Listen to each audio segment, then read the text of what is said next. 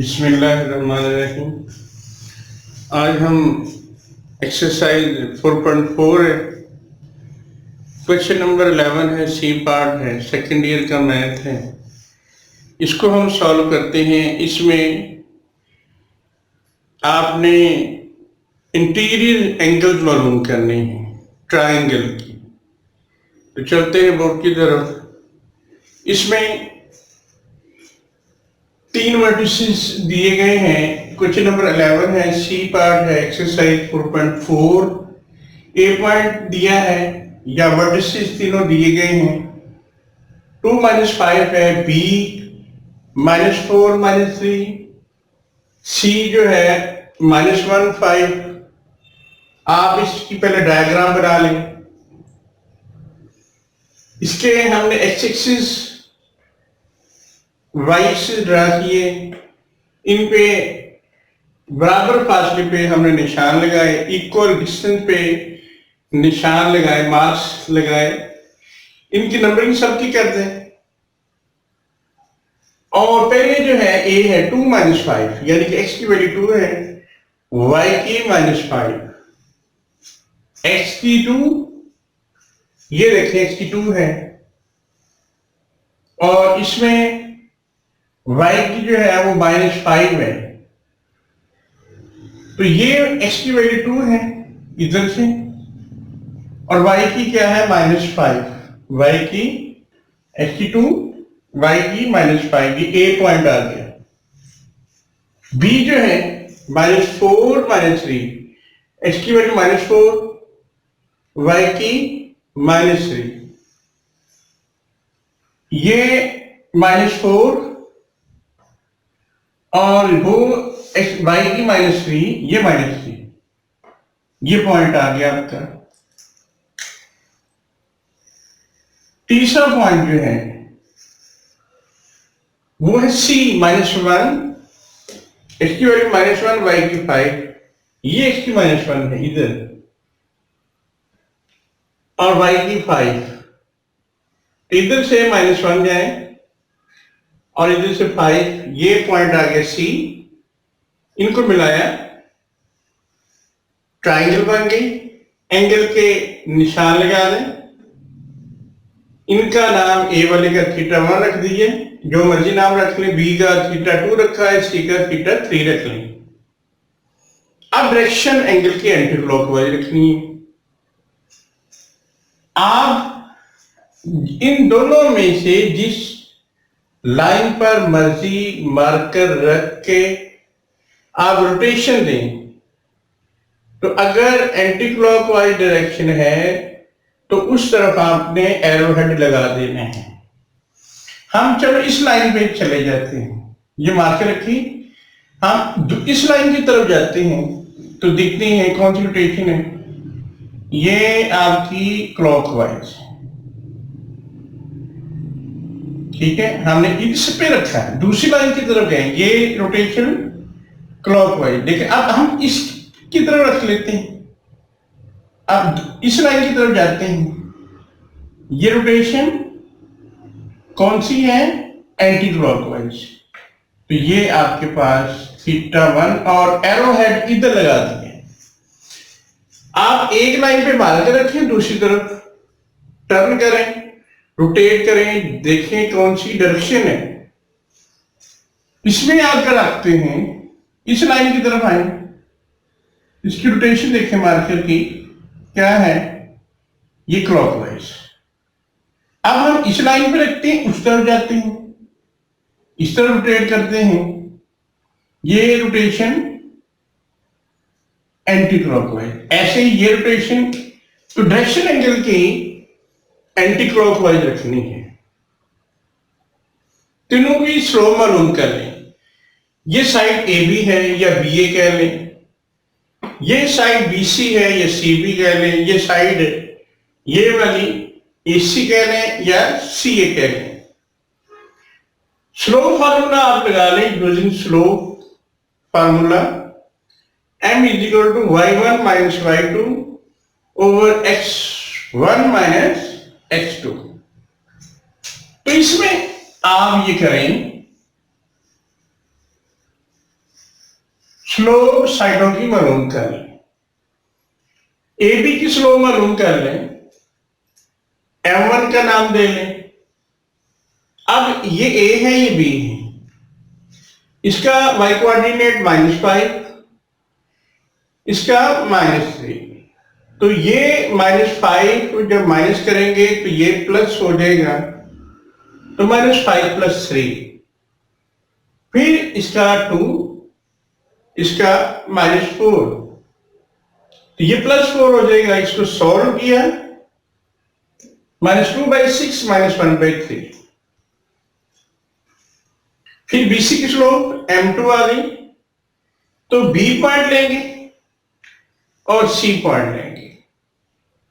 पहले y coordinate minus करेंगे, इसमें B का देख लें, ये वाला है -3 और ये इसका -5, इसका -4, इसका माइनस और -1। ये सॉल्व करने के बाद आपके पास जो वैल्यू मिली -8 और ये -3, तो ये 8/3। ऐसे ही AC की स्लोप मालूम कर लें, ये M3 आ गया -10/3। अब फार्मूला बनाते हैं एंगल मालूम करने का। इसमें θ1 मालूम करते हैं, तो ये θ1 जो है इसकी डायरेक्शन है, ये लाइन आप कौन सी है जी, AC, ये वाली, और ये लाइन कौन सी है, AB। अब इसकी डायरेक्शन AC से AB की तरफ है। एरोहेड किस पे आया है, इस लाइन पे AB। तो AB की स्लोप आप देख लें, AB की स्लोप को हमने M1 का नाम दिया है। जिस पे एरोहेड आए, आप अपनी सहूलत की खातिर इधर बेशक M1 लिख लें, इधर जो है आप AC M3 आ जाएगा, और ये BC इसकी स्लोप M2 है। अब एरोहेड इस तरफ है, इसकी स्लोप है M1, तो M1 माइनस M3, तो ये M1 minus M3 over 1 + M1 M3, ये लिखा है M major angle θ1 from AC to AB।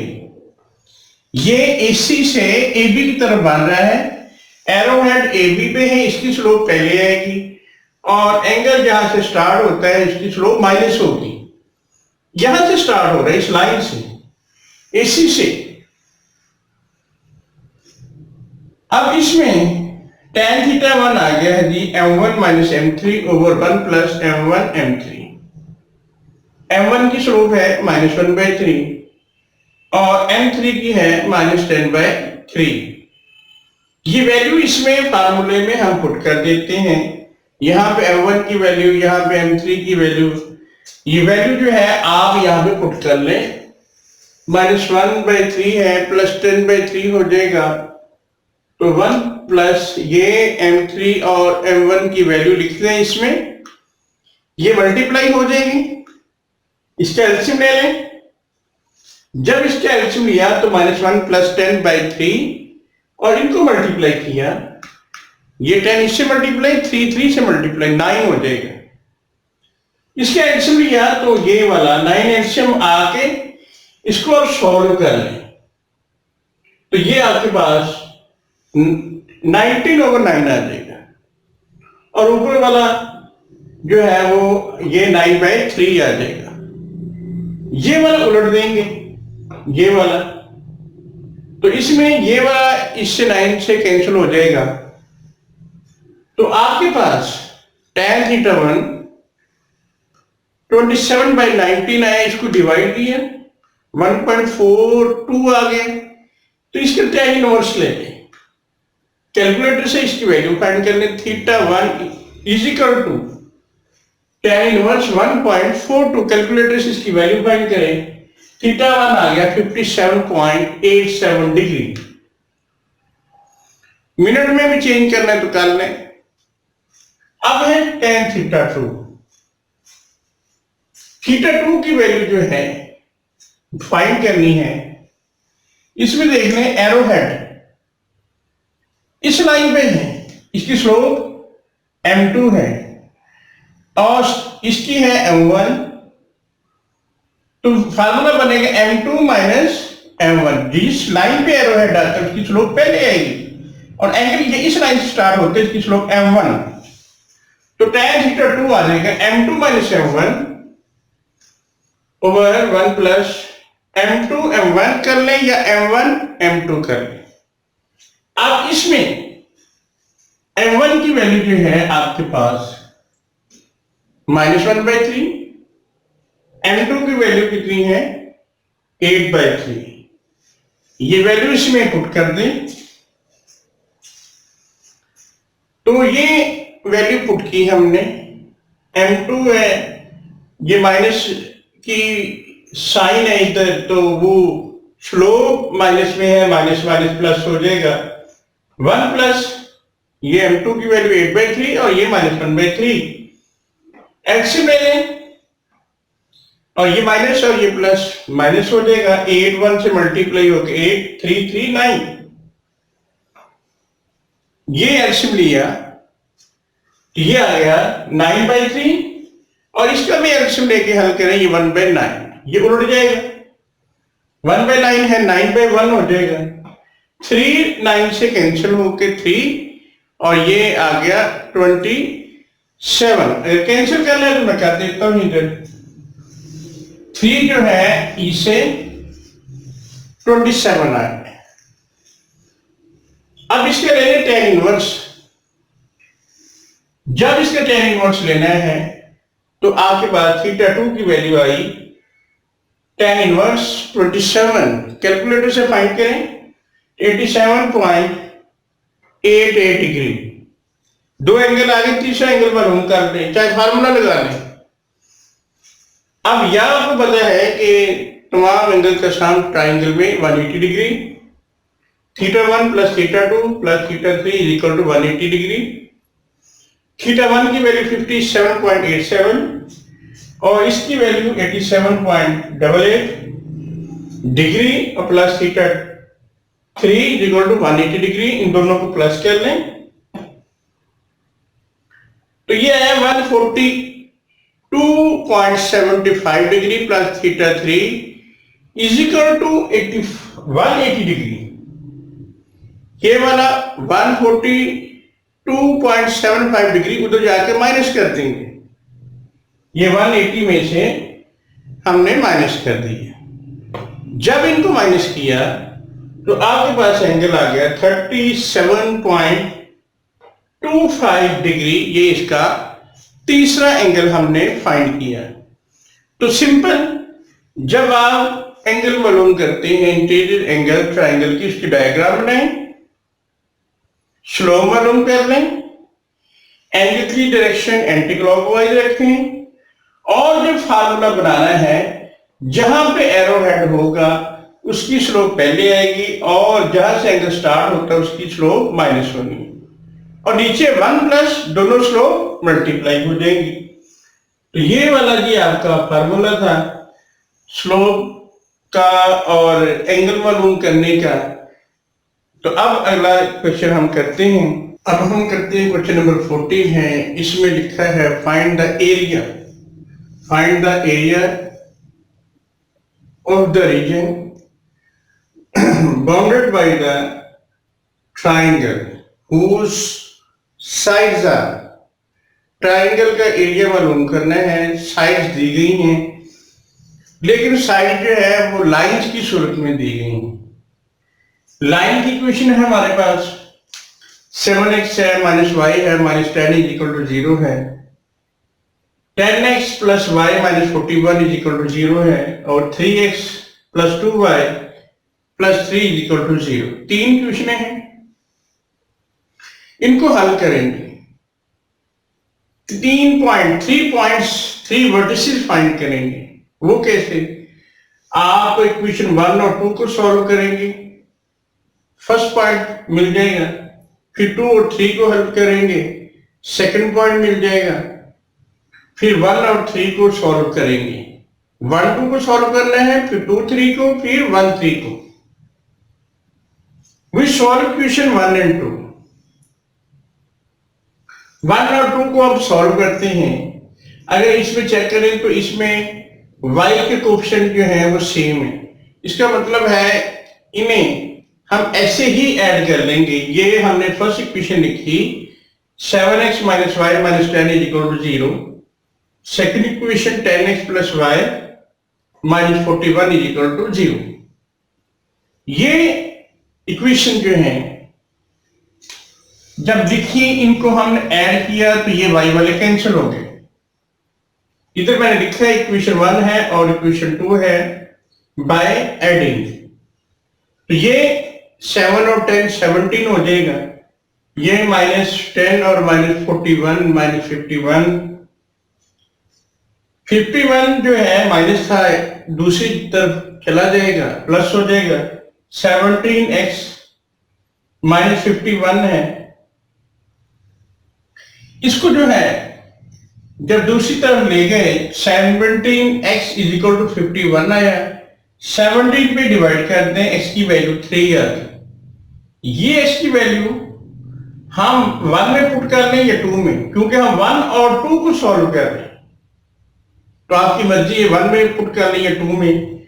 मैंने जो लिखा है put x is equal to 3 in equation 1, ये वाली इक्वेशन 1 है, यहां पे पुट कर दें तो ये आ जाएगा 7 इंटू 3 माइनस वाई माइनस 10। ये 7 और 3 मिलके 21, ये बन गया 21 माइनस वाई माइनस 10। 21 में से माइनस 10 किया 11 माइनस वाई इक्वल टू 0, तो y की वैल्यू 11 आएगी। पॉइंट बना देंगे, पहले x की वैल्यू लिखेंगे 3, फिर y की वैल्यू लिखेंगे 11। अब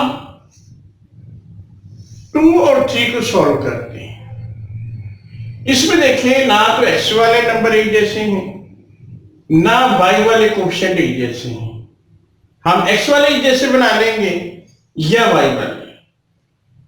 तो इसमें ज्यादा आसान यही है कि इस इक्वेशन को 2 से मल्टीप्लाई कर लें तो ये 2y बन जाएगा और फिर इसको इसके साथ हल करके हम वैल्यू फाइंड कर लेंगे।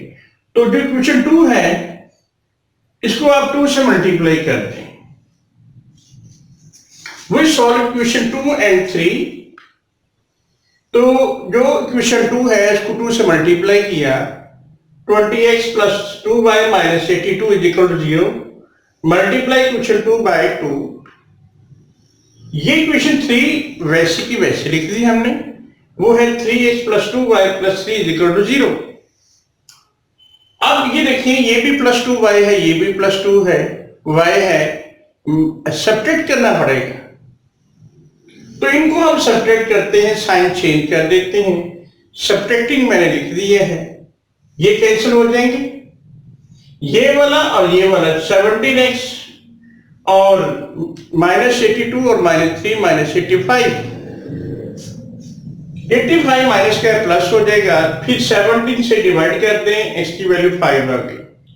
ये x की वैल्यू 5 इक्वेशन 2 में ये 3 में पुट कर दें, क्योंकि हम 2 और 3 को सॉल्व कर रहे हैं। इधर मैंने लिखा है put x is equal to 5 in equation 2। Equation 2 देख लें आप, ये वाली इसमें पुट कर दें तो ये वाला आ गया है 10 इंटू 5 प्लस वाई माइनस 41, 10 5 से मल्टीप्लाई 50 और 50 और माइनस 41 ये कितना आ जाएगा 9 आ जाएगा। तो ये बना ये 9 प्लस वाई इक्वल टू 0 और y दूसरी तरफ नंबर दूसरी तरफ ले जाए, y की वैल्यू -9। पॉइंट बना दें, पहले x की वैल्यू 5 लिख लें और जो y की वैल्यू हासिल हुई वो लिख दें इधर 5 और -9, इसको b का नाम दिया। अब इक्वेशन 1 और 3 को सॉल्व करते हैं। We solve equation 1 and 3। 1 और 3 को हम चेक करते हैं। इसमें 1 में देखें, इधर y के साथ है -1, इधर है y के साथ +2, तो सारी बात इसी को 2 से मल्टीप्लाई कर देते हैं।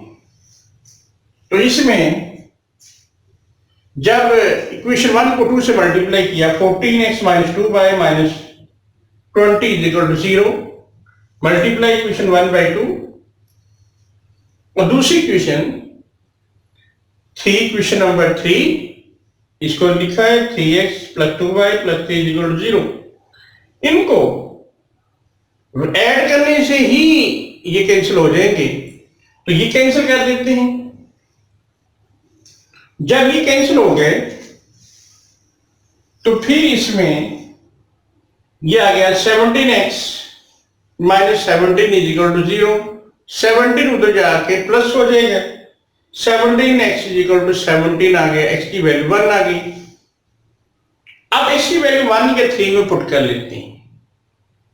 ये हमने इधर वैल्यू पुट कर ली, तो पुट x = 1 इन इक्वेशन 1, तो ये है 7 × 1 - y - 10 = 0, तो ये 7 - y - 10 ये आ गया -3 - y - 3 = 0, 3 उधर जाके प्लस हो जाएगा, फिर दोनों तरफ आने से मल्टीप्लाई किया, y की वैल्यू -3, पॉइंट इस C नाम लिया, x की वैल्यू क्या आई 1, y की -3 वो लिख दी।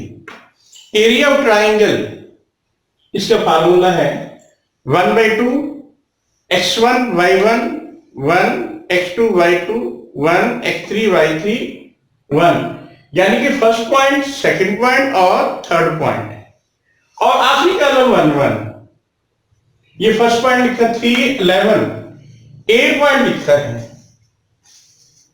8.3 11, ये फर्स्ट रो में लिखा, और बी पॉइंट जो था आपके पास 5 - 9, ये हमने सेकंड रो में लिखा, और सी पॉइंट 1 - 3 ये थर्ड में लिखा, आखिरी कॉलम 1 1 1। इसको स्पेन कर लें जैसे कि फर्स्ट ईयर में चैप्टर 3 था, प्लस माइनस प्लस कर लें, तो 1/2 लिखा, ये दरमियानी ब्रैकेट डाली, 3 लिख के इसका कॉलम और इसी की रो छोड़ी, तो बना 3 है -1 1 -3 1, फिर ये माइनस इंटू 11, ये -1, ये आप इसका कॉलम छोड़ दें और इसी की रो छोड़ दें, इसी की रो और इसी का कॉलम, तो ये बन गया 5 1 कॉलम 1 1 सेकंड कॉलम +1, ये कॉलम इसी का कॉलम और इसी की रो। अब इनको हल कर लें, इसको इससे मल्टीप्लाई कर लें, माइनस इसको इससे मल्टीप्लाई कर लें, इसको इससे मल्टीप्लाई किया -9 और इसको मल्टीप्लाई किया -3, ये +3 हो जाएगा। ऐसे ही इनको हमने सॉल्व कर लिया। सॉल्व करने के बाद जो फाइनल आपका रिजल्ट मिला वो आया है 1/2 -68, ये 2 इससे कैंसिल हो जाएगा, -34 आ गया। एरिया कभी नेगेटिव नहीं होता, इसलिए नेगेटिव साइन को नेग्लेक्ट कर लिया, तो ये आ गया 34 स्क्वायर यूनिट्स आ गया। ये है एरिया ऑफ ट्राइंगल, जो लाइनें आपको दी गई थी उससे हमने एरिया फाइंड किया।